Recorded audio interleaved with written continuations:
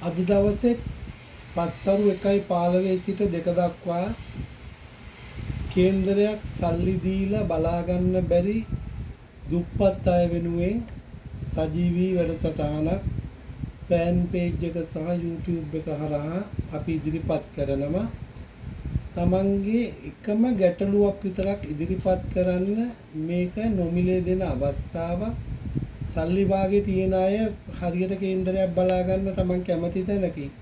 මේක මේ බොහොම පීඩිත මිනිස්සු වෙනුවෙන් කරන වැඩසටහන. අපි ගිය සෙනසුරාදාත් කර අද දවසේ නම් ඒ වෙලාවෙම ඔබට ඔබ අහන පැනයට මම පිළිතුරු සපයනවා. ලංකාවේ ජාත්‍යන්තරපත් ප්‍රවීණ ජ්‍යොතිෂ වේදිකයෙක් හැටියට තමන්ගේ ගැටලුවක් ඉදිරිපත් කරන. තමන්ට රට යන්න තියෙනවද? ඒ කොයි කාලෙද? තමන්ට උසස් පෙළ විභාගයෙන් සමත් වෙන්න පුළුවන්ද?